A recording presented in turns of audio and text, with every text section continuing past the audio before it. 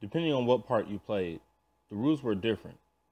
The rules for a master are different than the rules for the servant. When the Constitutional Republic was created in 1776, the rules were the same. The only question was who were the players and what are their titles. Previous to this, it had always been government over the people. For the first time in history of the world, the Constitutional Republic turned it upside down and made the people, republic, over the government, keeping the same rules of the master-slave relationship.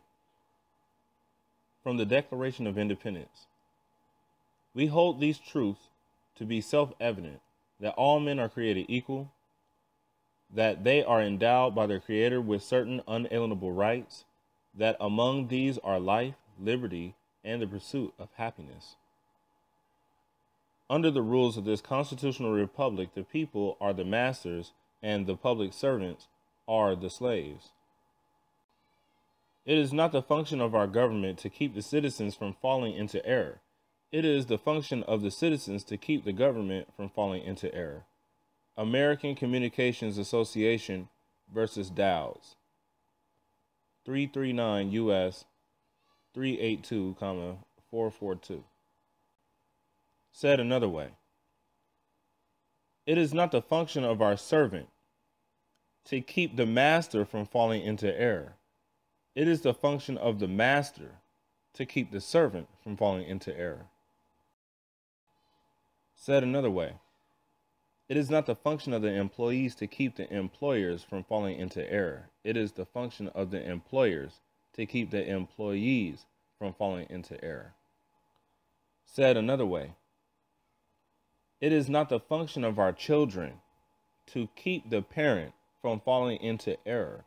It is the function of the parent to keep the children from falling into error. In the following chart for the Constitutional Republic, the masters look down, the servants look up. This is the Constitutional Republic organization chart. Please take a look. From the paragraph at the bottom of the chart. Once you hire an attorney to represent you, you are asking a servant, esquire of the court, to plead to his master, the court, in your behalf. And if his master does not feel like it, his master does not have to grant his servant plea. Certainly not if his plea is against the interests of the court or public policy. If a master needs a servant to plead for him, he is no master. The following is taken from Corpus Juris Secundum, which means body of law, 2nd edition. Section 4, attorney and client. His first duty is to the courts and the public, not to the client.